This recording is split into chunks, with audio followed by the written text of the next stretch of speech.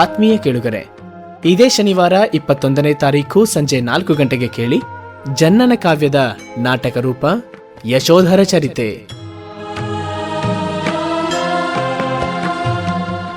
ಈ ಅಂಶಗಳನ್ನು ಹೊಂದಿದ್ದರಷ್ಟೇ ಸುಂದರ ಅಂತ ಹೇಳ್ದವ್ರು ಯಾರು? ಸೌಂದರ್ಯದಲ್ಲೂ ಎಂಥ ಭೇದ ತೋರಿದ್ದಾರೆ ನೋಡು. ಜಗತ್ತು ಒಪ್ಪಿದ ಯಾವ ಲಕ್ಷಣಗಳೂ ಇಲ್ಲದೆ ಇದ್ದರೆ ಅಂಥವರು ಕುರೂಪಿಗಳು ಅಂತಲ್ಲವೇ ಲೋಕ ಸಾರುವುದು. ಜಗದ ಈ ಧೋರಣೆಗೆ ನನ್ನದೊಂದು ಧಿಕ್ಕಾರವಿದೆ ಸಖಿ. ಕಪ್ಪಾಗಿದೆ ಎಂದು ಕಸ್ತೂರಿಯನ್ನು, ಒರಟಾಗಿದೆ ಎಂದು ಶ್ರೀಗಂಧವನ್ನು ಬಿಡುತ್ತಾರೆಯೇ? ಇಲ್ಲ, ಬಾಗಿ ಹೋಗಿದೆ ಎಂದು ಕಾಮನ ಬಿಲ್ಲನ್ನು ಕಾಣದೆ ಕಣ್ಮುಚ್ಚುತ್ತಾರೆಯೇ? ಇಲ್ಲವಲ್ಲ.